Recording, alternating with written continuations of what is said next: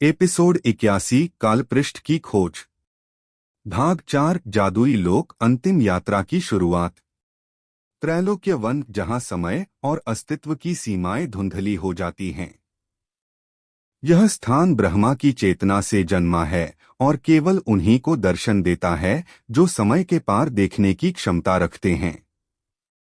धुंधले आकाश के नीचे एक शांत लेकिन भयावह वातावरण। चारों ओर पेड़ नहीं बल्कि जीवित स्मृतियां उग रही हैं, कुछ हंसती हैं, कुछ रोती हैं।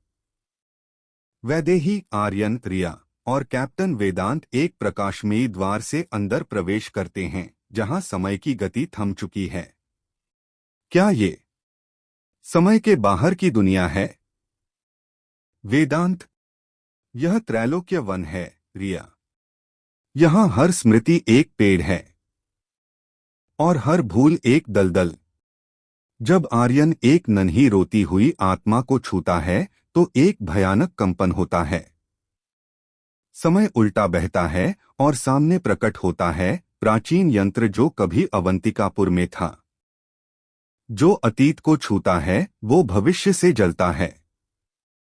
वेदांत समझ जाता है कि यह कालपृष्ठ की दिशा में पहला संकेत है। त्रैलोक्य वन के मध्य में वायुदेव और वरुण देव प्रकट होते हैं। वे आर्यन और वैदेही को चेतावनी देते हैं कि कालपृष्ठ तक पहुंचने के लिए 3 द्वारों से गुजरना होगा। भूल द्वार, जहां अपने ही निर्णय धोखा देते हैं। वेदना द्वार, जहां केवल वे ही पार कर सकते हैं जिन्होंने असहनीय प्रेम सहा हो। मौन द्वार, जहां आत्मा बिना शब्दों के सत्य को पहचानती है।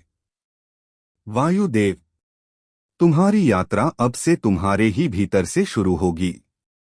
इसी बीच जादुई लोक का दानव ताम्रज्वाला, जो कालपृष्ठ को पाने के लिए देवताओं से भी युद्ध करने को तैयार है, अपने प्रेत योद्धाओं को भेजता है।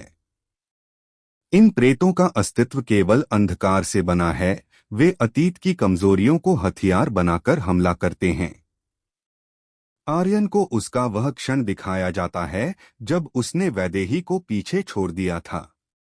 रिया को उसका वो दृश्य जब उसकी मां को प्रयोग के दौरान मारा गया। सभी चरित्र मानसिक रूप से लड़खड़ाते हैं, लेकिन वैदेही संपूर्ण मंत्र का उच्चारण कर उन्हें तामसिक सम्मोहन से मुक्त करती है। प्रेतों के आक्रमण के बाद आर्यन और वैदेही अकेले एक पेड़ के नीचे बैठते हैं, जहां एक आत्मा बार बार क्षमा करो कहती है। आर्यन: धीरे, शायद यही समय है जब हम अपने सबसे पुराने घावों से मुक्त हो जाएं। वैदेही: हमने समय से भागने की कोशिश की, अब हमें उसका सामना करना है। तीनों द्वार अब उनके सामने हैं, रहस्यमयी, डरावने और मौन। देवताओं की चेतावनी गूंजती है।